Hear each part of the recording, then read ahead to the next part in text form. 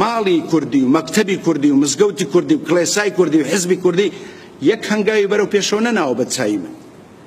پاشەکشەی کردووە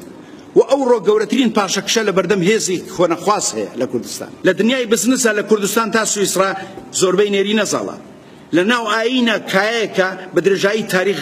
نێری نەزاڵە شتێک نییە ناوی کەپیتالیزم و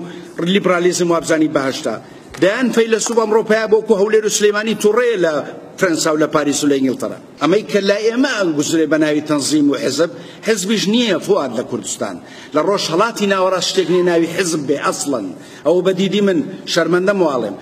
شەکلێکە دەتوانی بڵێ گروپ بەندیەکە ڕێکخراوەیەکە بەڵام بەدیدی من بنمونە من یەکێتی و باردی بە دوو خێڵی زەبەللا عەزانم ئەمڕۆ بە دوو کۆمپانیای زەبەللاحی سەرمایە گوزاری قازان زویست دەزانم بۆیە کەسێک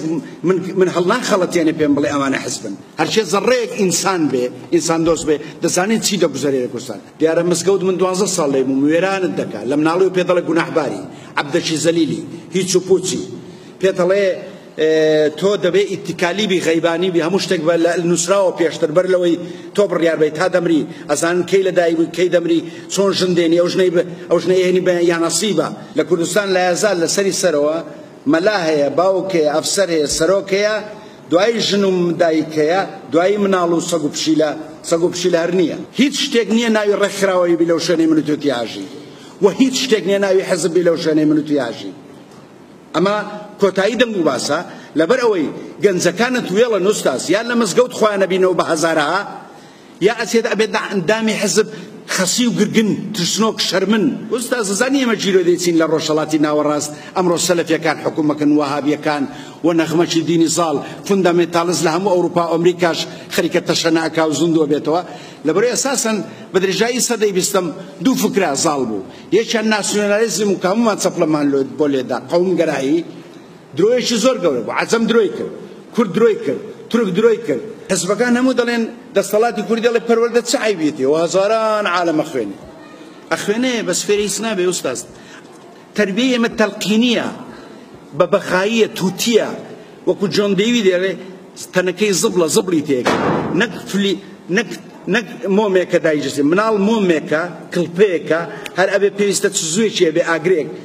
پزیشکێک بۆی داگیرسێ تێکەوە بۆیە کەس لە کوردستانی خەمگین نەبێ مامۆستایەک نادۆزیتەوە خەمگین نەبێ